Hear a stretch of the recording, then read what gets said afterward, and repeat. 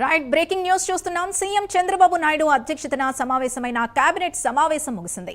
మొత్తం 20 ఎజెండా అంశాలపై మంత్రి మండలి చర్చించింది. ఆటో క్యాబ్ డ్రైవర్లకు 15,000 చొప్పునిచ్చేందుకు నిర్ణయం తీసుకున్నారు.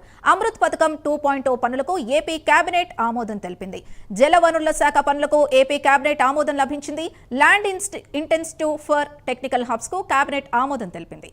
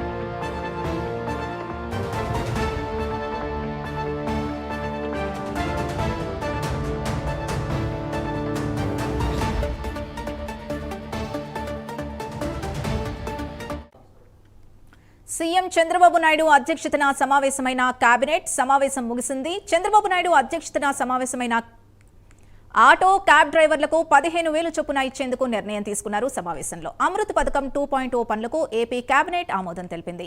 జలవనరుల శాఖ పనులకు ఏపీ కేబినెట్ ఆమోదం లభించింది. Land intensive for technical hubs కు కేబినెట్ ఆమోదం తెలిపింది. ఇదే విషయానికి సంబంధించి పూర్తి డీటెయిల్స్ రాజ్ కుమార్ అందిస్తారు. రాజ్ కుమార్ చెప్పండి.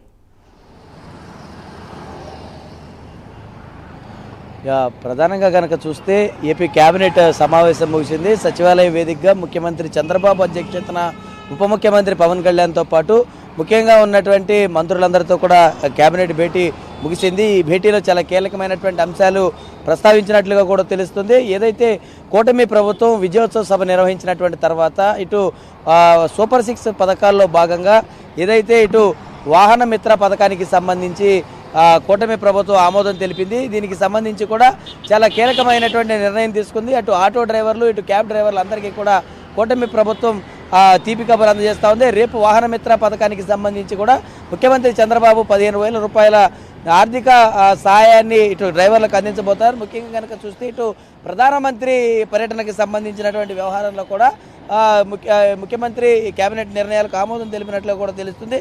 ఏదైతే ఇటు కీలకంగా కనుక చూసుకుంటే ముఖ్యంగా ఈరోజు సచివాలయ వేదికగా చూసుకుంటే జరిగినటువంటి నిర్ణయాలు కనుక ఒకసారి చూస్తే దాదాపుగా 21 అంశాలకు సంబంధించి మంత్రి మండలి మాట్లాడినట్లుగా కూడా తెలుస్తుంది. ల్యాండ్ ఇన్సెంటివ్ ఫర్ టెక్నికల్ హబ్స్కి సంబంధించినటువంటి దాంట్లో 2024 నుంచి 29 వరకు అనుబంధ ప్రాతిపదికకు సంబంధించి కూడా కేబినెట్ ఆమోదం తెలిపినట్లు కూడా తెలుస్తుంది. ఇటు జలవనరుల శాఖకు సంబంధించి కూడా వివిధ పనులకు గ్రీన్ సిగ్నల్ ఇచ్చినట్లు కూడా తెలుస్తుంది.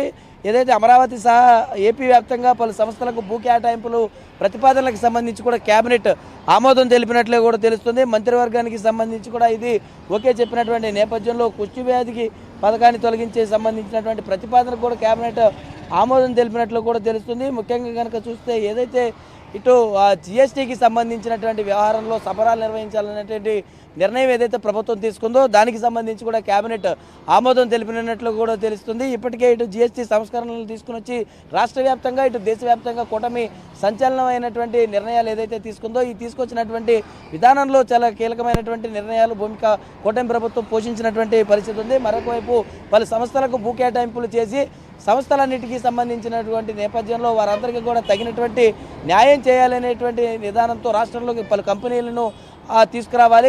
తీసుకొచ్చినటువంటి కంపెనీలన్నిటికీ కూడా ఇక్కడ భూ కేటాయింపులు చేసి రాష్ట్రాన్ని రాజధాని నిర్మాణం చేసి సంస్థలన్నిటిపైన కూడా పూర్తి స్థాయిలో అభివృద్ధి చేయాలనేటువంటి దిశగా కూటమి ప్రభుత్వం నిర్ణయం తీసుకుంది. దానికి అనుగుణంగానే అడుగులు వేయాలనుకున్నటువంటి నిర్ణయం తీసుకుంది. కాబట్టి ఇటు కూటమి ప్రభుత్వం తీసుకున్నటువంటి నిర్ణయాలన్నిటిపైన కూడా అందరూ ఆమోదం తెలుపుతున్నారని చెప్పుకోవచ్చు.